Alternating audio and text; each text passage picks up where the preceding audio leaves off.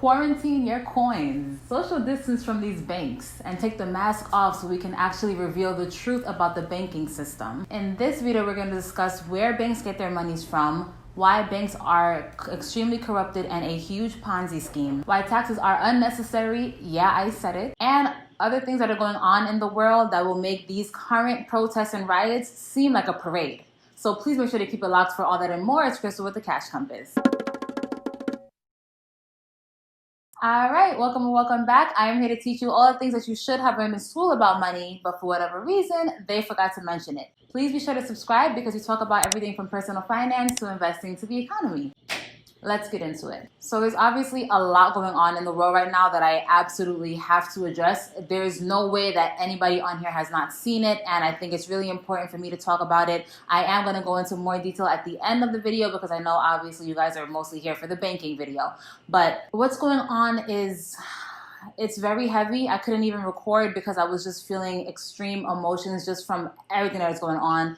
And I will tell you why I think these riots will only be the beginning, not only from a racial perspective, but I'll get into more, like I said, at the end. But I don't want us to forget what is at the core of everything that is going on, and it's that a man, whether you want to see color or not, a man, a black man specifically, but a man was murdered in broad daylight, okay? 2020 modern lynching happening on TV, televised for everybody to see, and those people walked away free. That is the main message. I don't want us to lose sight of that because what I've been seeing on mainstream media is just a lot of focus on the fires, the police brutality, which is why people are out there to begin with. So it's just, it is unfortunate. But anyways, I will talk more about that later. Let's start with an article straight from the IMF, which if you did not know, the IMF is pretty much the central bank of central banks. I will be putting up a chart kind of discussing the pecking order as far as who is really the most powerful in this country. But basically in this IMF article, it's discussing how banks really make things worse, okay? In a world that makes sense, which is clearly not this world, at least it's not 2020. But in a world that would make sense, you would expect that the way banks would run is that you have Joe over here and he goes and he puts $1,000 in the bank, okay? The bank will pay him interest, right? Because they're going to loan that money out. They're not paying you interest because you're a good citizen and they want to just see you do great things with your money. No, they are giving you interest because they are essentially borrowing your money, right? So they're going to give you, at least in this day and age, they're going to give you 1% for your money. Then they're going to turn around and give, you know, Maria over here a loan, whether it's like a car loan or a mortgage, and they're going to charge her, let's say 3% or 5%. And that difference is what they keep. That's what a sensible, in a perfect world situation, that's how banks should work. They'll get deposits and they'll loan out those deposits. But that's not how things go around here. But as you can see in this article, the banks, a lot of times, especially now that they don't have a reserve requirement, the banks can literally just create money, which means the money was never there until you decided, hey, I want to buy a house, or I need a car, or I want to go to school. That's when the money was invented. The money was never circulating until you decided that you wanted to purchase something. And that could be very problematic, right? Because let's just think this through with an example. Back in 2008, they were heavy on predatory lending, which means they were giving people what they called ninja loans. No income, no assets, no job. They were giving people loans just because they came in and they were able to sign some papers. So what ended up happening was, let's say the house was $300,000, okay? Technically, back then in 2008, they had to keep 10% in reserves. So they should have had at least 30,000 of that in actual deposits from other people that they could have loaned to this new person trying to get a mortgage. And then the other 260, no, yeah. Wait, what? No. And then the other 270,000, they could just create out of nothing, okay? Let's say 6 months later, well, of course, you didn't have a job, so you couldn't make the payments. Well, now they're going to go ahead and snatch that property up from you, right? You're going to get foreclosed on. And back in 2008, home prices were rapidly increasing. So they knew that they can get you into a situation, foreclose on you, and then take physical possession of that property to then go around and flip it for more money, right? Because like I told you, it was dramatically increasing home prices every single year. So you have a bank that is profiting off of interest. Mind you, they didn't even have that money to begin with. and then they take your home from you, and then they can go ahead and flip it and sell it for a higher price. So then people who were homeowners were now homeless or struggling, all because they wanted a loan. And you can argue, oh well, the banks are the ones who gave them the loan, but the person is the one who actually gave them the quote unquote money. Because what happens is when they come in for that loan, all the bank has to do is say, okay, I'm going to get a little bit of accounting on you guys, but we have assets and we have liabilities. Both sides are going to be written in that person's name. So let's say Crystal wanted to get that loan, right? They're going to say, all right, we owe Crystal $300,000 because she wants to get this house, but she also owes us $300,000 plus interest. So now they have assets and liabilities, but that money was only created because I actually wanted something. I think I've said that enough.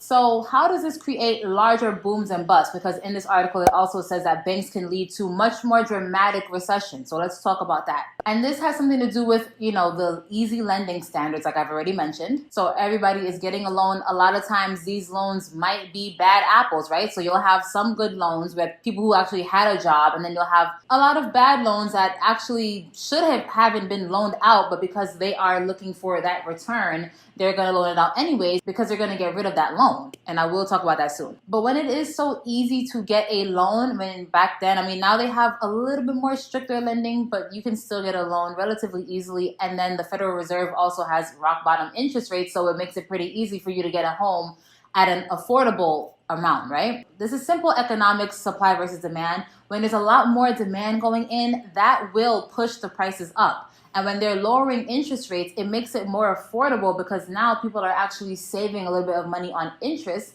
So that can actually increase the prices of homes. And not only homes, this can actually affect a bunch of different asset classes because it kind of creates this false demand. And this encourages a debt economy versus a savings economy, and the debt could never be repaid. You have to understand that they only create the money for the actual loan.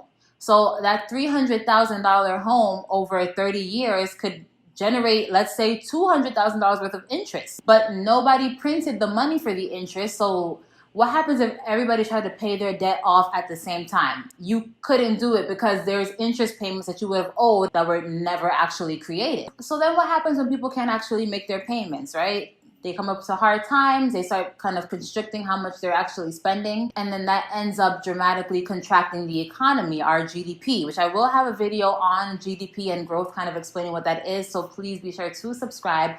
But basically, this economy is a consumer-based economy, and when people stop spending, everything contracts. And you would think that means, okay, well, even though the banks were being very frivolous and kind of lending out loans to everybody, they're going to pay for it, right? Because when times get hard and people aren't paying their mortgages, well, now they're not getting their money. Not so fast. There is something called mortgage-backed securities. I don't want people to get confused, but it's very, very simple. And I know you guys experienced this before because I've talked about it on my channel before and you guys have commented. But it's the concept of they're going to get all these loans. Like I said, there's going to be some loans in there that are just awful. And then there's going to be some loans in there that are pretty good. When they get that loan, I would say maybe a month, maybe 2 months tops, they're going to go ahead and sell it to a different company. So now this other company has all these bad loans and all these good loans, and they're like, oh, this is kind of ugly. Here's what we'll do. We're going to just put all these bad loans into one group, sprinkle in a little bit of good loans, and then kind of keep on doing that so we have a whole bunch of categories of loans, from this has a lot of bad loans to, this is not too bad. And then they sell those loans out to random people. It could be you and me. It could be your pensions. It could be your 401ks, okay?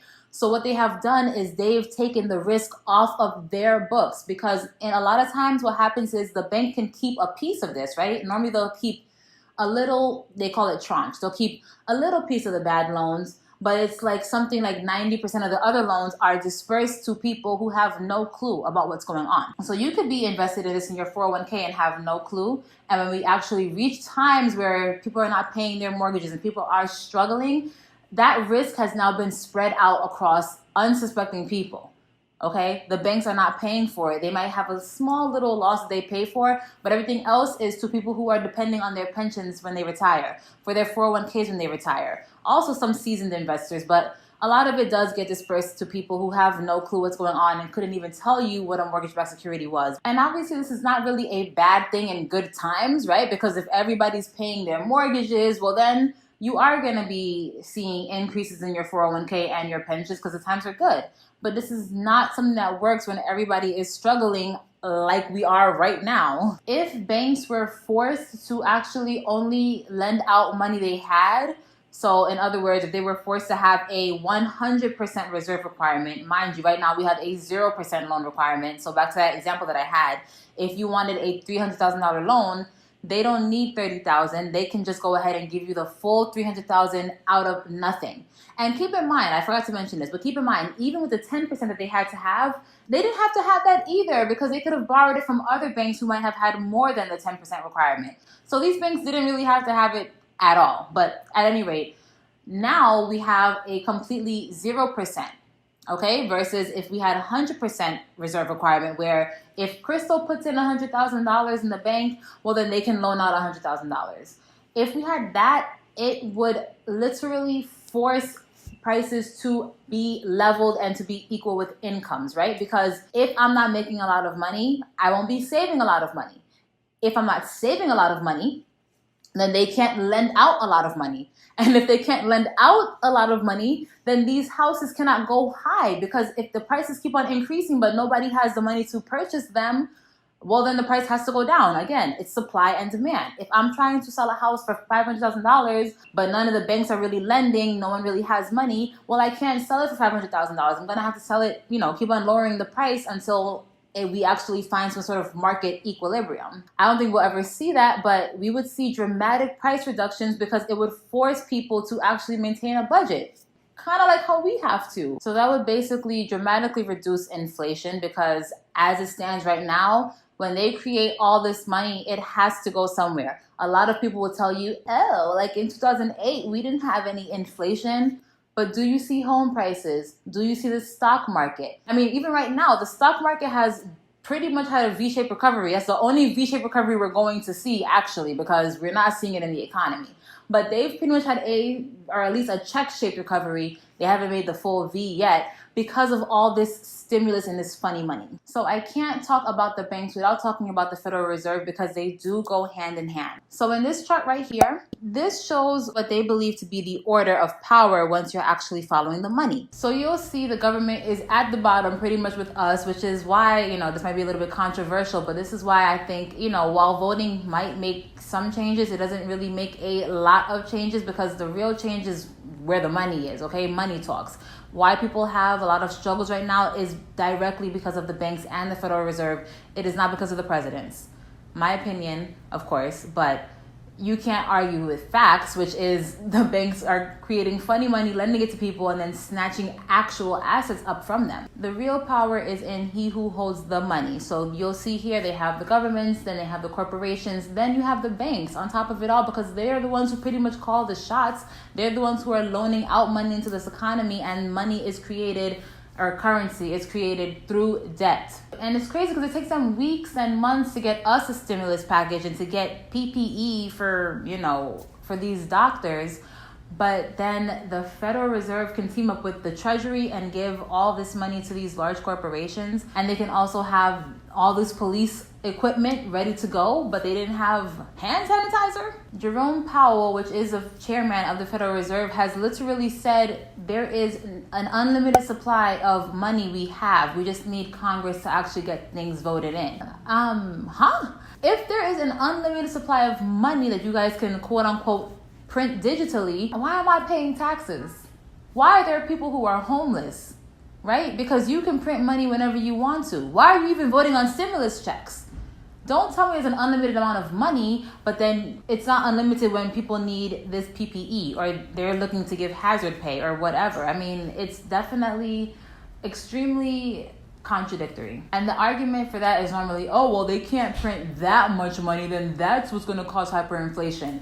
Excuse me, this is going to happen whether you like it or not. If they're not doing it that fast, it doesn't mean that hyperinflation is going to just disappear. It's going to just take a little bit longer. They're just kicking the can down the road, but we're going to see it regardless, because I don't believe this system actually works. If it did work, then Zimbabwe and Venezuela would be sitting very pretty right now.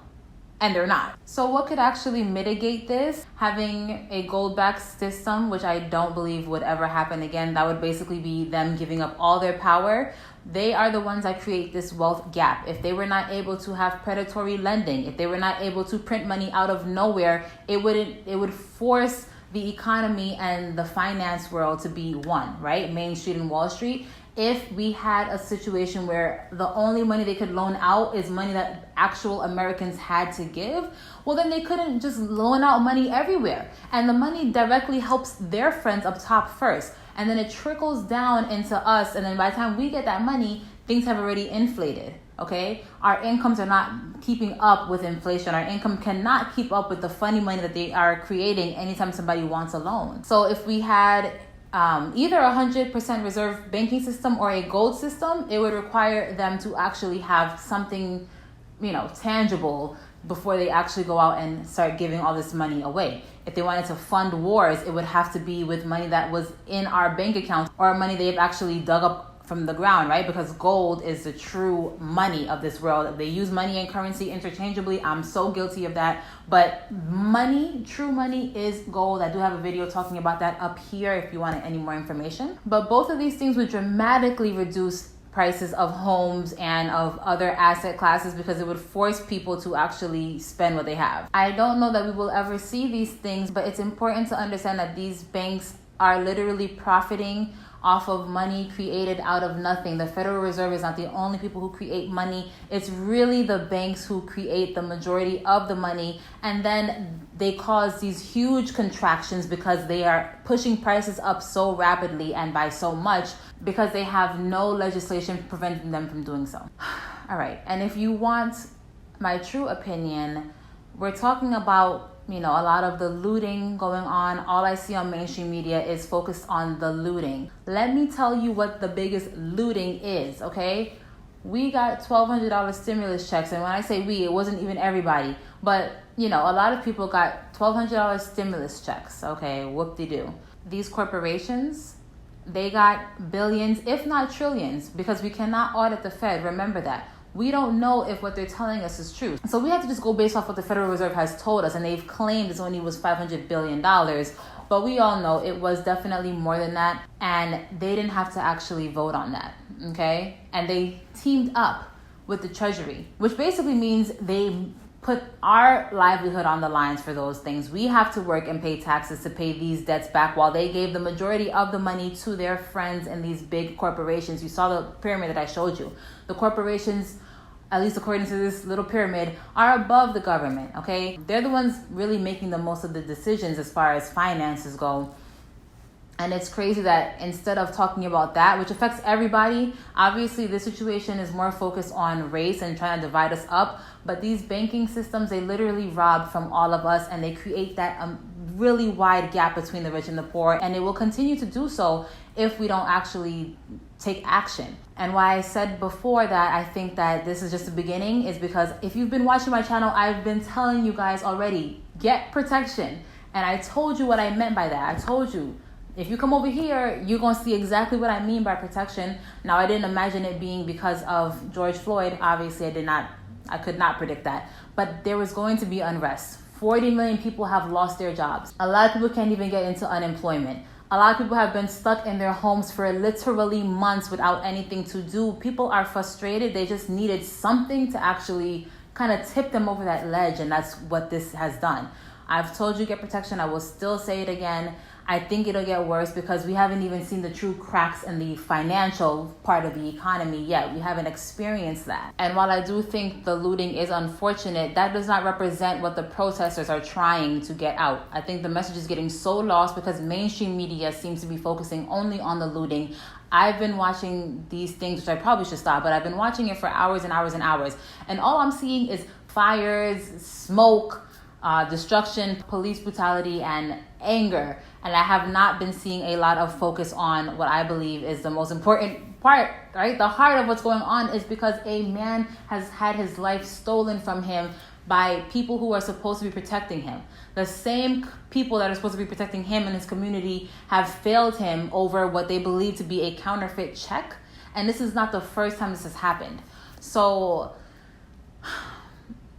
while I'm not going to sit here and tell you whether I think all this is going on is good or bad, but the facts are this is the language that America speaks. America seems to thrive off of looting, off of war, off of violence. And I think it's very unfortunate, but this is the language that they speak. Protesters, demonstrators, they are speaking that language, and now people don't like it. I saw somebody said, oh, look, you would think this is Iraq. It's not okay to happen in Iraq either. There's people in those Middle Eastern countries who are still giving birth to babies with birth defects. They have had an increased amount of infant mortality because they were getting real bombs, not rubber pellets, okay, not tear gas. They were getting bombed. So, I think to a certain extent, America is very spoiled because we haven't had a war on our lands, and people are going crazy because they see a couple of tear gas bombs. I mean, get real. Okay, I still stand from what I said. Protect yourselves. I think when things start getting worse, when people realize the economy will not bounce back the way they thought they would, then we'll start seeing what I think to be the true economy. And it might get a little bit ugly, but that's what's needed. People tend to think that everything should be peace and kumbaya. Sometimes we're going to have to go through rough patches to get to what we need to get to. And the best thing you can do is just be properly educated. All right. Whew, that was heavy. But if you did like this video, please like this video and be sure to subscribe to my channel and share with your friends. And if you have anything else going on, you know what I'm going to say. Go ahead and binge watch me. And until next time, keep your money up.